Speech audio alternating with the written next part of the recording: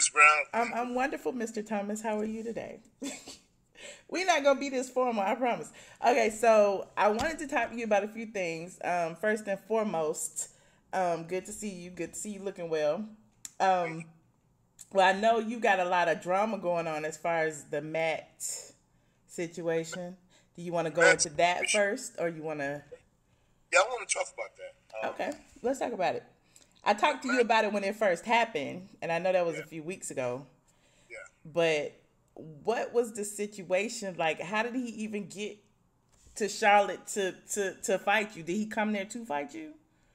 I think he definitely came there to fight me, which was crazy because I don't know why he would want to fight me.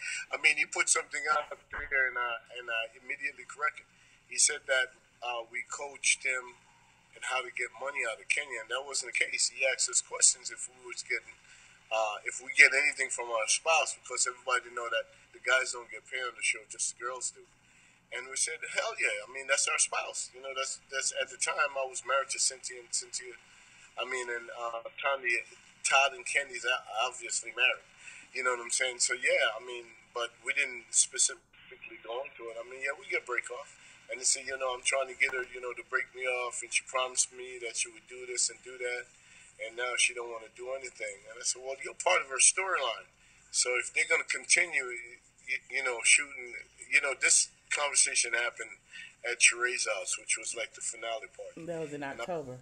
was saying that, well, damn, dog, if you didn't work it out before and she didn't want to do it, I don't see her want to do it going forward because she don't really need you anymore. You know what I'm saying? So They he did a was, whole segment on him tonight, but they didn't really like. He wasn't there, of course, but yeah. they talked about all the stuff that he said online. I'm not going to go into him, but in He general, got the crazy. He started texting me stuff, and he started saying crazy stuff about her. And I just shut down because it sounded like it was coming from a real bitter place. And I really didn't know him like that. I shot with him probably 5 times over 2 years. I've never hung out with him when we weren't shooting the show. So therefore, he's not a friend of mine. He's an associate, and we work on the same show. So after I checked what he said on the blog, I guess like he got upset and he called a radio station here in Charlotte, and I guess he wanted to expose me or whatever. So when they called me and asked me if, Matt, the girl name is Jessica, on the morning show. When she called and said, Matt, is coming to do the radio show, and do you want to come up and do it? I'm like, I don't really want to give him that. And then I slept on it, and the next morning I'm like, you know what? I deal with them. I do a live remote with them at my club every week. So I had to go up there anyway. And I said, you know what? I'll do it. And then when he got there, he was hostile out the gate. so I mean, here's my thing. He drove 3.5. What's the drive? 3 hours, 3.5. For 3.5 hours to come up there, and he would text me like, nigga, you a pussy. The room's going to get real small when I get there. I want you to meet me in the parking lot, and me and you could get it on. And I'm like, what the fuck is wrong What with is he, this dude? 12? Said, why you want to fight me? Because I read what you said, you lied. We didn't coach you to do nothing. And we're not a part of your storyline. And I think he probably didn't like the fact where when I said, we weren't there when you was making up, breaking up, we weren't there when you were fucking. So leave a name out of it. I guess he didn't have intensity behind that. So, kind of team off where he wanted to fight. So this fight that nobody's seen yet, what is going on with that? Like, I mean, I heard it was taped. Yeah, they were taping it for Facebook for the station as Okay. they were in. So they have the whole shit on tape, and I promise you, Matt immediately came to his senses when he left there and had an attorney call to let them know that he didn't sign the waiver, so therefore they can't release it because he knew he got checked. He got checked in the worst way.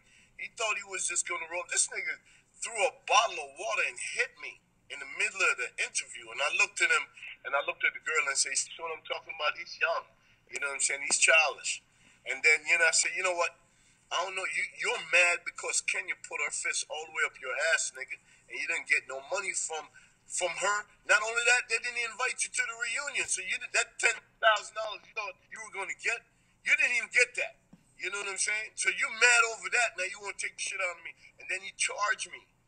But the whole time when he was coming at me, I had a box cutter in my pocket. And Matt's like 6'5", like probably 250. You know what I'm I don't want to fight this dude. He's like 32, 33 years old. I'm 56. Fuck, I'm doing for him. But when he came at me, that Brooklyn shit came out of me. Jamaican shit came out of me immediately. I had that nigga in the neck hole, and I had a box cutter to his face. And when he saw it, he panicked like a bitch. He started trying to kick his way out of it, but I wouldn't let him go. Wow. And that's what he don't want the public to see, that he got checked. You know what I'm saying? And guess what?